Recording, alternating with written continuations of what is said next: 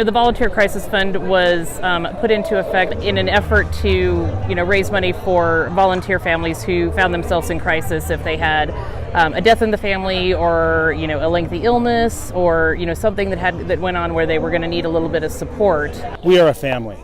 We take care of one another and we take care of our community, and that's what this is about. When one of us is in trouble, it's just good to know that we're helping out families when they need it.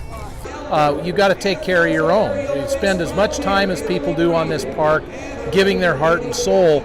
It just makes sense that you have a fund like that can help them when they need it. It's so heartwarming when you are able to help out a family, and sometimes they're not even aware someone has nominated them, I'd say, to need help. When they get that, it's just like I have goosebumps right now. I have a philosophy. It's know your neighbor, help your neighbor, and love your neighbor. And I think the Crisis Fund completes all three of those things. I can tell by the noise out in the foyer and in the ballroom that we're about ready to have a party here and raise a lot of money for the CFD Crisis Fund. We've given away hundreds of thousands of dollars to deserving people that were members of the Cheyenne Frontier Days family.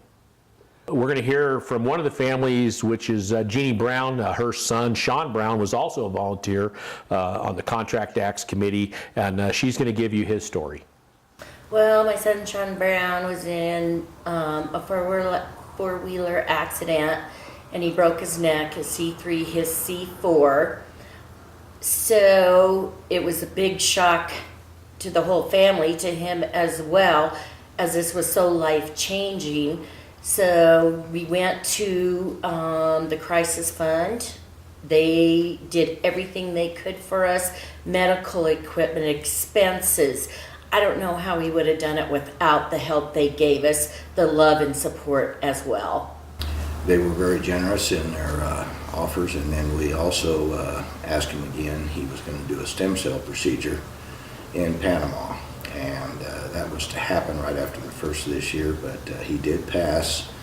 They did offer some monies up for air travel and expenses like that, and they've been most generous there. And I want to thank Joe Lopez, who is on that group, and he's been most helpful and beneficial in getting a lot of things done for us also. And it's just a great organization.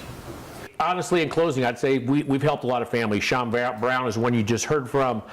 We've helped more families than I can count, and it's amazing being able to give this money to people that really need it. So I would just encourage anyone who can to get out and help with that fund, because a little bit from each person goes a long way to help a family. If they bleed, we bleed. If they need, we need. And that's why we step up and try and help out our fellow family and friends. It's extremely powerful. I think every volunteer on this park is proud of the money that we raise for the Volunteer Crisis Fund. I want to thank everybody, and I look forward to February of each year, because it means a lot to me to gather all these folks for such a great cause. So with that, I say thank you. Thank you, all my friends. Enjoy yourselves.